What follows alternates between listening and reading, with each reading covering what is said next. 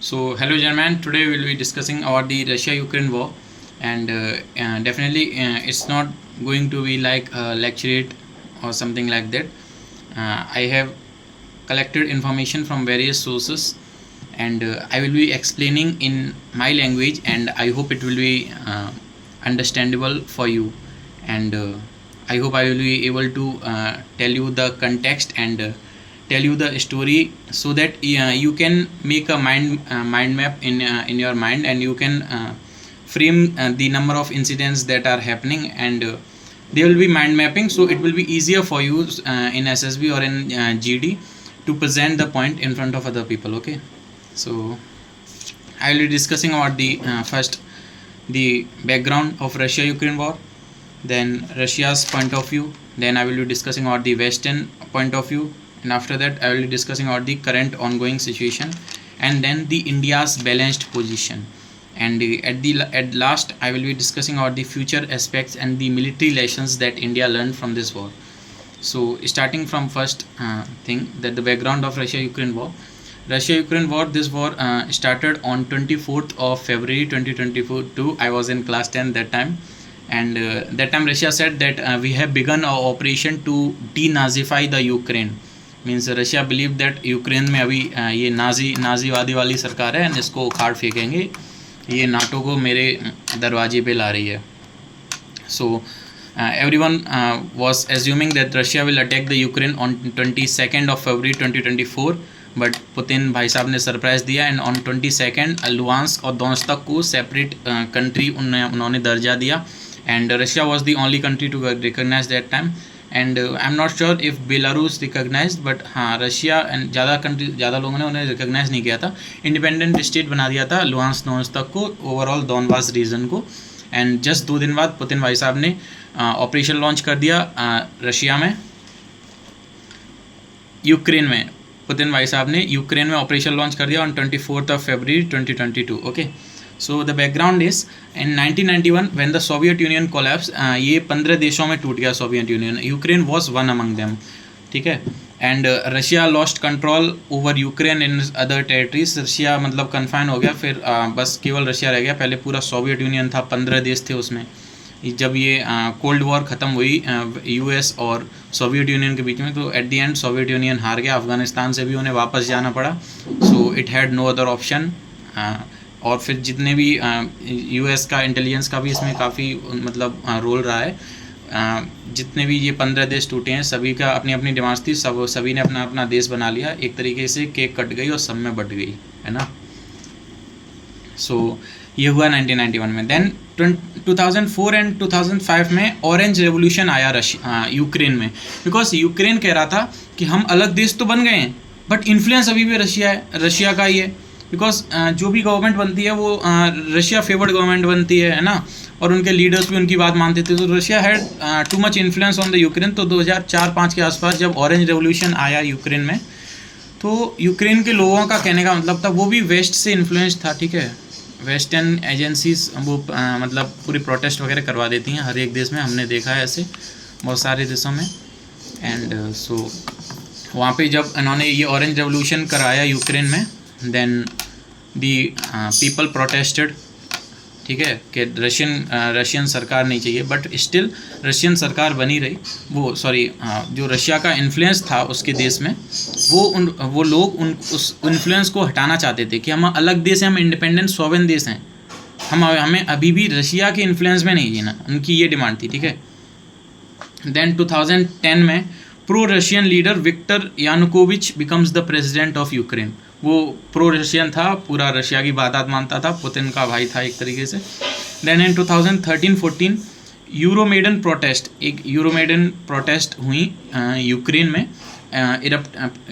यूरोमेडन protest erupted and when Yanukovych rejected EU deal under Russian pressure. European union deal करना चाहता था और इसको उसमें शामिल करना चाहता था, बट इसने रिजेक्ट कर दिया यानुकोविच ने जब रिजेक्ट कर दिया, तो उसके देश के लोग, यूक्रेन के लोग प्रोटेस्ट करने लगे कि इसने रिजेक्ट कैसे कर दिया. और रिजेक्ट किया क्योंकि रशियन इन्फ्लुएंस में रिजेक्ट किया, पुतिन कह रहा था उसके साथ डील मत करना, तो प्रोटेस्ट इरप्ट हो गई। तो क्या किया यानुकोविच को, यूक्रेन वालों ने इतनी प्रोटेस्ट करी और वेस्टर्न एजेंसीज का भी इसमें हाथ है, उसकी सरकार उखाड़ फेंकी। So he was ousted, Yanukovych was ousted from the power and after that new president of Russia was made and उसने फिर डील वगैरह करी। तो इससे हुआ क्या, Putin became angry and then फिर Crimean in annexation took place, Putin ने क्राइमिया ले लिया in 2014। I think Barack Obama उस टाइम प्रेसिडेंट थे यूएस के। So that time Russia annexed Crimea and after that Russia also activated it's supporters and the local people of the Luhansk and Donetsk region to protest against the Ukraine government। वो Ukraine जैसे अभी बलूचिस्तान के लोग पाकिस्तान के against protest कर रहे हैं, और ऐसा मतलब they say that India is interfering, but I don't think that India is interfering, rest you know. So ऐसा ही हुआ था वहाँ पे यूक्रेन में, वो लोग प्रोटेस्ट कर रहे थे, तो उन लोगों को शांत करने के लिए फिर एक एग्रीमेंट किया गया, Minsk agreement. Minsk is the capital of Belarus and Belarus is the closest ally of Russia, ठीक है। तो the agreement was done in Minsk and general trend है जिसके यहाँ एग्रीमेंट हो रहा है उसके फेवर में जाता है, तो it was in favour of Russia. Russia ने भी बोल दिया, Russia also said that in future I want to be attacking Ukraine और एनी अदर कंट्री, मतलब I will follow the I will respect the territorial integrity and sovereignty of Ukraine and in future also I will not attack the Ukraine. But फिर इससे क्या हुआ, मतलब Ukraine became over confident that अब कुछ होना नहीं है। सो देन आफ्टर द 2020 जब ये क्या नाम है Vladimir Zelensky he became the president of Russia, तो इससे बोला डिमांड वगैरह रखी कि मुझे नाटो में ज्वाइन करना है, मुझे नाटो चाहिए। Then it was a threat for Russia. Then आगे फिर रशिया ने ऑपरेशन लॉन्च किया था, ठीक है। सो 2014 में Yanukovych was Oersted and yes one more development that took place. पहले G8 हुआ करता था जिसमें G7 कंट्रीज प्लस रशिया थी, तो जब भी क्राइमियन अनेक्सेशन हुआ तो गुस्से में आके ये वेस्टर्न कंट्रीज़ ने रशिया को G8 ग्रुप से निकाल दिया, फिर वो ग्रुप G7 बन गया, ठीक है। एंड 2015 में मिन्स्क एग्रीमेंट हुआ, but its implementation failed as I told. So now I will be discussing second thing that Russia's point of view, what is Russia's point of view, what does Russia say, उनका क्या perspective है, वो भी तो कुछ चीज़ें मानते होंगे कि वो खुद को सच मानते होंगे definitely. So Russia's actions are influenced by security, cultural and geo political concern. वो पहली चीज़ है उसकी सिक्योरिटी, कि भाई मुझे सिक्योरिटी चाहिए, I don't want NATO at my door steps. Second thing is cultural aspect, Putin believes that both the Ukrainian and Russian people, they are one people, they are not different, ठीक है। so they should not be living in another country, they should be entirely one Russia like the Soviet Union, ठीक है। and third is concern है geopolitical concern, भाई उसका Russia का भी तो इन्फ्लुएंस कम होगा जब उसके डोर स्टेप पे नाटो बैठ जाएगा आगे, है ना। And there was one famous video of Putin also, जहाँ पे someone asked the child and what is the border of Russia, so child starts explaining that Russia's border in the east starts from there up to west there, north in that Arctic in the north, south में यहाँ तक है। Then Putin calls him, he says Russia's border doesn't stop anywhere। तो यहाँ से भी Russia का और पुतिन का क्या माइंडसेट है वो भी पता चलता है, that my borders doesn't stop anywhere, मैं रुकने वाला नहीं हूँ। कल्चरल वाली भी चीज़ है और जियो पॉलिटिकल कंसर्न्स भी हैं रशिया के, ठीक है।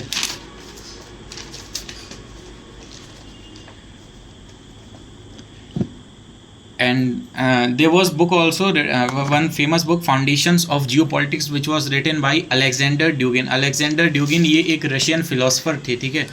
एंड इन्होंने बताया था कि रशिया यूरेशियन कंट्रीज़ है ना, जो इधर का ईस्टर्न यूरोप है जिसमें रशिया आता है, प्लस एशियन कंट्रीज़, तो उसका कंसेप्ट ये था अलेक्जेंडर ड्यूगिन रशियन फिलोसफर का, कि यूरेशियन कंट्रीज़ को साथ ला के और रशिया उसका लीडर बन के वेस्ट को टैकल करेगा, प्लस रशिया सॉवरेन इंडिपेंडेंटली अपने डिसीजन लेगा and independent as a powerful state रहेगा, वेस्ट के इन्फ्लुएंस में नहीं आना है। तो ये उसकी फ़िलासफ़ी थी, ये जस्ट उससे अलग चीज़ है, वो मैंने बता दी साथ में। Talking about that Russian point of view, then Russia believes that NATO should not expand towards the east, because see NATO was made to tackle the USSR. USSR collapsed in 1991, so there's no meaning for the NATO to exist in today's world, because जो objective था जिसके ऊपर NATO बनाया गया था वो तो मतलब हो गया, उनका पूरा ऑब्जेक्टिव हो गया. यूएसएसआर वाज डिसइंटीग्रेटेड इन 1991, लेकिन ये फिर भी उसके पीछे पड़ गए कि इसको मतलब बिल्कुल जड़ से समाप्त करना ही है. 15 देशों में तोड़ दिया, believe it. And after that also वो खुश नहीं है, they still want to hurt Russia. So Russia का पॉइंट ऑफ व्यू ये है कि ये तो मेरे लिए एक तरीके से एग्जिस्टेंशियल थ्रेट हो गई, ये तो बिल्कुल दरवाजे पे आकर बैठ गए. ठीक है. So Russia sees NATO near to its borders as a threat. ठीक है. Then other thing is historical claims. Russia views Ukraine as part of Russian world. रशिया मानता है ये रशियन वर्ल्ड के लोग, यूक्रेन के लोग हैं, ये रशियन वर्ल्ड के ही लोग हैं, ये हमारे ही लोग हैं, ये दूसरे देश में रहने ही नहीं चाहिए. एंड चल रही है वीडियो की नहीं? It's going okay. Russia views Ukraine as part of Russian world. उसको वो रशिया में कहता है रुस्की मीर. रश्की मीर का मतलब है ये रशियन लोग हैं, ये रशियन वर्ल्ड के पार्ट हैं, इन्हें वहाँ तो रहने नहीं चाहिए. ठीक है. Sharing Slavic and Orthodox root. Slavic पहले जो स्लेविक एंड इनकी ऑर्थोडॉक्स रूट हैं, जो पुरानी ऐतिहासिक इनकी जो रूट्स हैं, वो कहता है ये सारे मेरे ही लोग हैं. Then Russia perspective another is that Russia wants to create Ukraine as a, Russia wants to maintain Ukraine as a buffer unit. उधर तो नाटो है, जैसे कौन सी कंट्री है, जर्मनी है, जर्मनी के ऊपर वो है पोलैंड है, इधर यूक्रेन है, फिर इधर रशिया है, तो बीच में वो बफर जोन रखना चाहता है यूक्रेन को. बिल्कुल डोर पे नहीं आता, बिकॉज एनिमी जब डोर पे आ जाएगा फिर तो कभी भी अटैक कर देगा, and you want even realise it will be a surprise for you, and you want to be able to attack in this situation. So Russia doesn't want that. ठीक है. Russia wants Ukraine as a buffer zone. Apart from that also Crimea and Black Sea access भी Russia चाहता है. Russia Crimea तो उसने ले लिया था 2014 में, because Russia wanted the access to the Black Sea, because पूरा उसका ही एम्पायर था एक टाइम पे. सो उसके जो रिसोर्सेज हैं उसको एक्सेस करने के लिए, अपनी कनेक्टिविटी अच्छी करने के लिए, बिकॉज रशिया पूरा बहुत ठंडा देश है. ठीक है. सो टू एनहांस द कनेक्टिविटी, ऊपर इधर से व्लादिवोस्टोक है बिल्कुल एक्सट्रीम ईस्ट में, चाइना नॉर्थ कोरिया के पास, एंड इधर से ब्लैक सी एक्सेस है, और थोड़ा बहुत एक्सेस ऊपर से है जहाँ से वार्म करंट आता है नॉर्वे के पास. सो यही कुछ पॉइंट्स हैं जो रशिया को रेस्ट ऑफ द वर्ल्ड से कनेक्ट करते हैं during the winters and during the most of the months of the year. And if Russia loses those choke points, those areas, it would be very very difficult for the Russia to survive, because trade Russia's trade will hurt. फिर वो trade करेगा कैसे? Because water transportation is the main mode of transportation in international arena. उसमें ये थोड़ी हर जगह सड़क बना के पहुँच जाएंगे, प्रधान ने सड़क डाल दी वहाँ तक वो कर दिया, ऐसा नहीं है. तो वो ज़रूरी है उसके लिए. सो रशिया अपनी ब्लैक सी एक्सेस के लिए उसने क्राइमिया भी लिया था, और नेवल बेस भी है, नेवल यानी मिलिट्री बेस है सेवास्टोपोल में. सेवास्टोपोल जगह है क्राइमिया के पास, क्राइमिया में वहाँ पे. देन अनदर थिंग रशिया इसी कंटेक्स्ट में एक कलर रेवोल्यूशन जो हुआ था, मैंने जो अभी बताया just. Russia believes western intelligence has role in popular uprising that overthrow pro Russian regimes like in Georgia and in Ukraine. पहले जॉर्जिया जो 2008 में जॉर्जिया की भी कुछ लैंड कब्जाई थी रशिया ने, उस टाइम भी वेस्टर्न कंट्रीज़ काफ़ी गुस्सा हुई थी. तो रशिया बिलीव्स दैट ये वेस्टर्न कंट्रीज़ हैं, ये CIA वगैरह हैं, ये जो इनकी इंटेलिजेंस एजेंसीज हैं, ये क्या करती हैं, रशिया के खिलाफ काम करती हैं. ये अब जिस भी देश में रशिया का इन्फ्लुएंस है उस देश में जाएंगे, और they will go into that country and they will make some plan for the uprising of the people, so that they revolt against their own government and they protest against the status quo and they change the status. and जो भी नई government आए वो Russia के influence का कम करके western countries के favour में गवर्नमेंट है. ठीक है. तो इसमें क्या हुआ था 2015 में 2015 से पहले रशिया का इन्फ्लुएंस था सीरिया में. 2015 में इन्होंने 2015 में फिर America was about to attack the Syria, but Vladimir Putin stepped in. भाई ने सीरिया को बचा लिया. व्लादिमीर पुतिन ने अपनी मिलिट्री भेज दी सीरिया में, एंड मिलिट्री भेज के सीरिया को बचा लिया. फिर उसमें अपना एक kind of puppet president Asad को बिठा दिया. अब रिसेंटली अभी जब रशिया यूक्रेन वॉर चल रहा है, कुछ महीने पहले असद रजीम को भी इज़राइल हमास जो वॉर चल रहा है इसके टाइम में भी अभी उसमें भी प्रोटेस्ट वगैरह करा दिए थे सीरिया में, एंड सीरिया में protest erupted, and after that some militant groups which were designated as terrorists some months ago by the US, they take power in Syria and Asad वो अपना देश छोड़ के रशिया भाग जाता है. एंड उन्हीं के साथ अभी रिसेंटली ट्रम्प की मीटिंग हुई थी, ट्रम्प आए थे सऊदी अरेबिया में, तो वो लोग जो जिन्हें US used to call them terrorist, Donald Trump was shaking hand with those same guys whom US earlier used to consider as terrorist. So it's all about the interest. जब तक वो Russia की पावर वहाँ चल रही थी तब तक वो लोग उसके देश में जो और लोग हैं वो टेररिस्ट थे. अभी जब काम के बन गए, now they are good people. Now let's discuss the third thing, Western point of view. Okay, so Western countries, mainly US, European Union and NATO, sees the conflict as the violation of international norms. इनके कुछ खून में रहता है that we want to follow the international norms, जो होना भी चाहिए, अच्छी चीज़ है, ठीक है, बट ये लोग खुद नहीं मानते हैं, ये एक चीज़ है. So first thing is violation of sovereignty. They believe that Russia has violated the sovereignty of Ukraine, and in 2014 also, like Russia annexed Crimea, it was also the violation of international norms, and मतलब Russia violated the territorial integrity of Ukraine and Russia annexed Crimea. So one thing is that they believe that Russia is doing this thing. Second is support for democracy. इनकी democracy हर जगह बरस पड़ती है instead of the countries who are in favor of these guys. Like Saudi Arabia इनके favour में है, वहाँ democracy नहीं आनी, इराक में नहीं आनी. अभी इराक में जब Saddam Hussein when used to act against the US government, then that time also they felt the need for democracy in Iraq. And any country if acts, especially the small countries, any country if it is not acting as per the if the country is not acting what in the way that US likes, then they will feel the need for the democracy and the human right in that country. We have seen in many countries like Iraq we have seen. Apart from that also we have seen in Libya when Gaddafi was ruling the Libya, then that time also they felt the need for the democracy. And so any country which is acting against the Western interest, they see it as a threat and they come up with ideas like democracy and international norms ताकि वो उनके favour में हो जाएं. And third thing is western POV में, western point of view में ही, energy and security. East Europe depends on Russia for energy.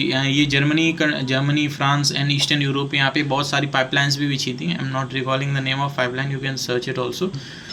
तो Russia use to supply the crude oil to them और there the need for the energy and natural gas increases because these countries, it's very cold in these countries, so generally in the winters and other months also they get warmth by using the natural gas only. ठीक है, जैसे अपन लोग इधर heater चलाते हैं, so they use natural gas for that purpose.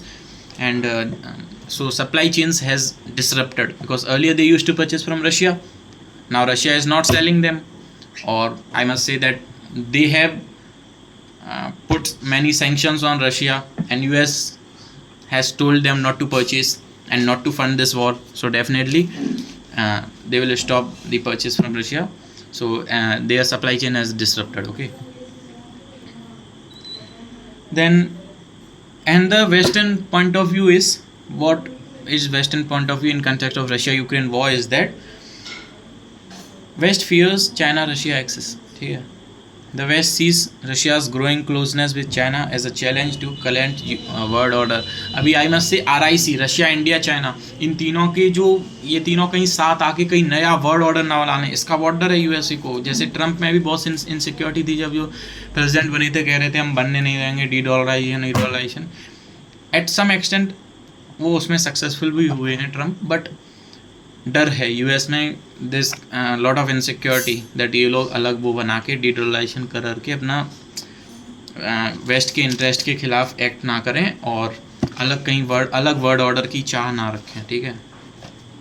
Then fourth thing now we are going to discuss is current ongoing situation. So first is let's discuss the war fronts. ये war हो कहाँ Luhansk Donetsk reason में हो रहा है. इस reason को combinedly मिला के दोनबास रीजन बोलते हैं. ये रीजन लुहांस्क और दोनेत्स्क इधर है बिल्कुल ईस्ट में, और ज़ैपोरिज़िया लेट्स से ये यूक्रेन का मैप है, तो ज़ेपोरेजिया साउथ में जो क्राइमिया से जो कनेक्ट होता है ना, तो साउथ में है ज़ेपोरेजिया, साउथ के जस्ट इधर है थोड़े से ईस्ट में ज़ेपोरेजिया, और बिल्कुल ईस्ट में जहाँ रशिया से कनेक्ट करते हैं वहाँ है लुहांस्क एंड डोनेट्स्क तक, ठीक है। तो यहाँ पे मेजरली वॉर हो रहा है। खैर अब तो वॉर और भी एक्सटेंड हो गया है, अब तो वो सीधा कीव एंड क्रेमलिन पे वॉर मार रहा है, एक दूसरे पे ड्रोन्स मार रहे हैं आजकल। So other than that is Crimea is also the war front. Ukraine is attacking the Russian military assets in Crimea, because अब तो Crimea it's a part of Russia and Russia operates military bases also there. तो Ukraine attacks with drones in the Crimea. Then the next thing is military aid, weapon supply. West supplies weapon to the Ukraine. Apart from that also now the Ukraine is also using the American F-16 and the F-16 from the other European countries also, which they earlier purchased from US. So that they are using and European countries and plus US has also provided the Ukraine with long range artillery. तो अब वो long range artillery से भी कर रहे हैं। Recently वो कुक्स एक रीजन है रशिया का, वहाँ पे भी घुस गए थे बट रशिया ने it has thrown them out now, ठीक है। And then Russia's tactics, heavy use of drone plus missile plus mobilisation of more troops. Russia की टैक्टिक ये है और अभी यूक्रेन भी यही कर रहा है। यूक्रेन ने भी कम ड्रोन्स खरीदे थे। वो एक फेमस ड्रोन है ना, this one famous drone of Turkey, if I were to tell you exact name, it's a very famous drone, let me check it. Turkish drone,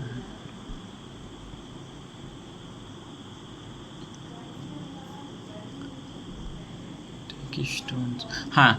so there's one famous drone of Turkey, Bayraktar drone. Operation Sindoor में उसने पाकिस्तान ने भी use किया था। So Bayraktar drone is also being it was also being used by Ukraine against the Russia, ठीक है।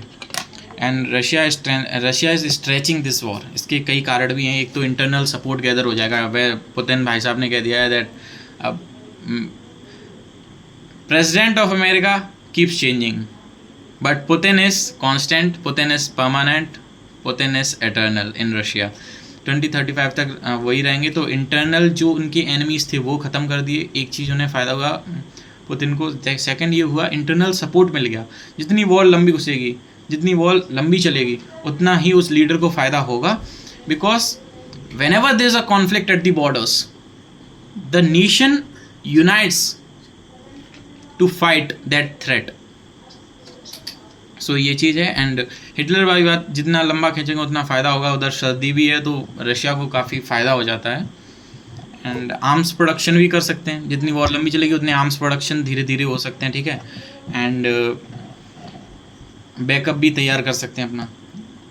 Then another thing is Ukraine's resistance. Ukraine कैसे काम कर रहा है? वो अपना मोराल हाई रखने की पूरी कोशिश कर रहा है। मोराल हाई है, चाहे कट्टा बंदूक कम है, लेकिन मतलब चिल्लाएंगे पूरा, तो पूरे मोराल में रहेंगे। And smart use of western tech का स्मार्ट यूज़ करेंगे।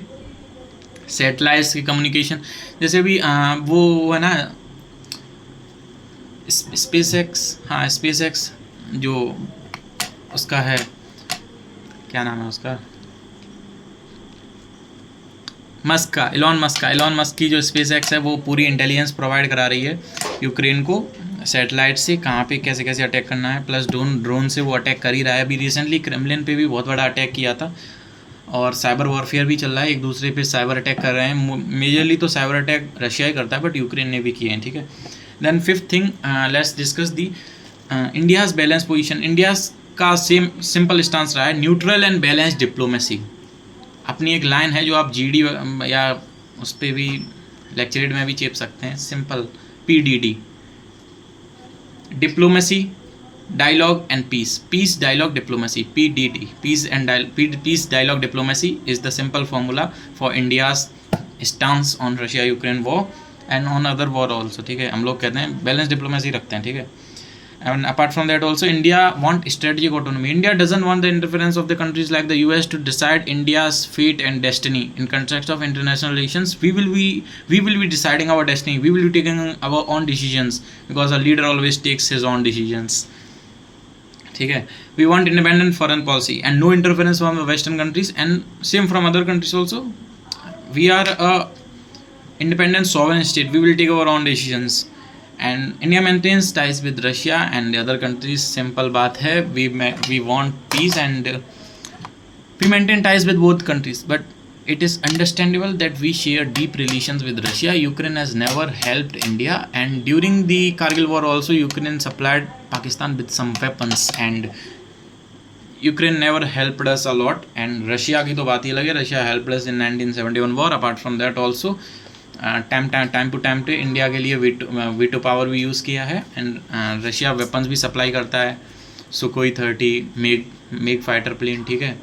अभी रिसेंटली S-400 भी किया है. AK-203 we are manufacturing with Russia. So Russia becomes a important partner for India. We purchases fertiliser from Russia. Apart from that also recently we started purchasing oil also from Russia. Okay, so Russia is much more important for us.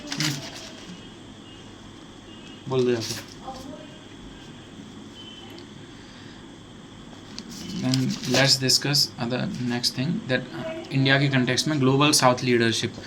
India advocates for the needs of developing nations, especially regarding inflation, fuel and food security. India का simple concept है war वगैरह नहीं होनी चाहिए, because India global south के जो लोग हैं ना, इनके बारे में सोचता है. जो ग्लोबल साउथ की कंट्रीज हैं इनके बारे में सोचता है. अगर वॉर होगा तो इन्फ्लेशन बढ़ेगा.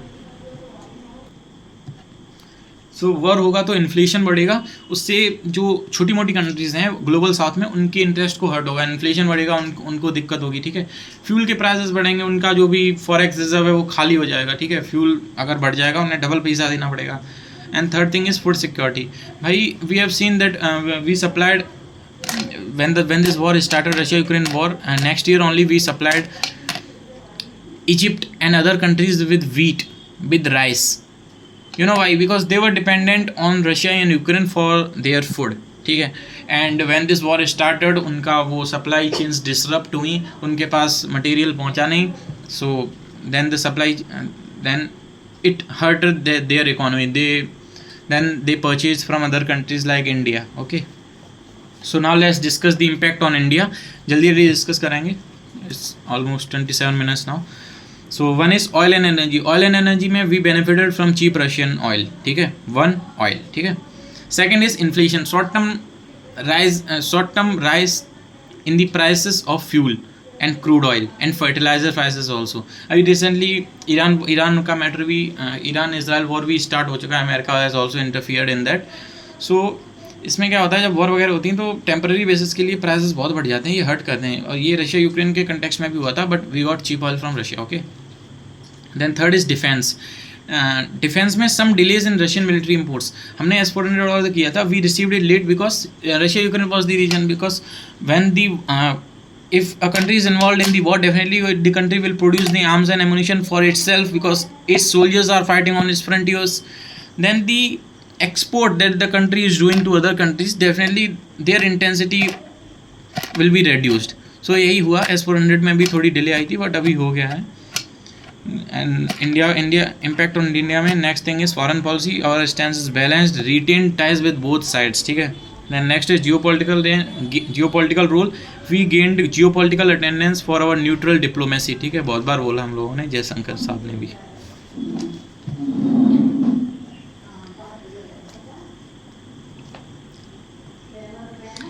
Let's discuss the future aspects. ठीक है. ये लास्ट चीज़ है. फ्यूचर एस्पेक्ट्स है.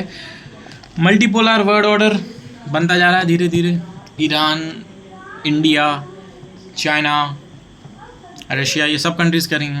मल्टीपोलर होना चाहिए. There should not be one ruler of the world in today's world should not be unipolar, it should be multipolar.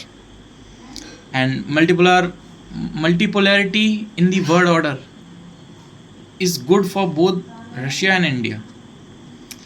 Then economic aspects include grain supply plus energy supply disrupted, and then sanctions on Russia, long-term economic strain, and it also called tech isolation for Russia.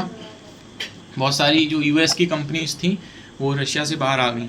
The next thing is de-dollarization. Russia plus allies promoting alternative to SWIFT and US dollar, but recently after the Donald Trump has come, the US dollar thing, the earlier Russia used to talk about the alternative to US dollar. Now Russia doesn't talk about that because Donald Trump ने assurance दे दी है that अब ज़्यादा दिक्कत आने वाली है नहीं Russia को, धीरे धीरे सेंक्शंस भी हट जाएंगे. तो रशिया ऑल्सो अभी के कंटेक्स्ट में at least as of now mid 2025 Russia doesn't want alternative to US dollar. And then एक चीज़ वो भी है, reconstruction plus recovery of Ukraine में hundreds of billions of US dollar लगने वाले हैं. कौन देगा पता नहीं. यूक्रेन एक पॉन बन के रह गया in the game of chess of in the game of chess in the field of geopolitics. Okay, then the military lessons, two major important military lessons that we learned is, first is the rise of AI and drone warfare. Russia Ukraine war से पहले there was less involvement of drones in the war, but Russia Ukraine war has told all the countries of the world and all the militaries of the world, and they have learned a lesson that in the future wars now there will be much more importance of drone, and drone warfare is going to emerge in every conflict. And we have seen in the Iran-Israel conflict also there was use of drones. In the during Operation Sindoor also there was much more use of drones than the previous conflicts. Second thing is logistics plus morale. Logistics matter the most. If you have better supply chain, definitely you will be able to fight the country, and if you have better weapons, you will tackle your enemy in a better efficient manner. And second thing is morale also. Ukraine's smart use of Western tech plus Russia's mass manpower approach is redefining military strategy. Morale is very important. Morale has become very important in the Russia-Ukraine war because during the starting stage also Ukraine's military was in high morale, and currently due to war has stretched, Russia's military has also gained the momentum. Then next thing is all about narrative. कौन कैसा narrative बना पाता है, because we have seen in Israel-Hamas war over around 50,000 people have died, lakhs of people have been injured, but media doesn't cover that. And the same West was crying about the human rights in the when the Russia launched operation in the Ukraine during the Russia-Ukraine war, that Russia is conducting war crimes. So it's all about the narrative, it's all about the soft power. And apart from that also Russia is our long-term partner, but yet we are neutral because this is our time for growth. We doesn't want enmity with any country, so that's why we are neutral. And neutral रहने में भी फ़ायदे भी हैं, that both sides को you can manage, and India is efficiently doing this. So this was all about Russia-Ukraine war. Your information I have collected, and I have shared my point of view also. I hope you will get better understanding, and you will be able to mind map all these things and use these things in lecture and GD, both the things. Apart from that also, in context of interview also, I think you might have got some idea about this war. So this was all about it, the information that I have collected and my perspective. Thank you. Jai Hind.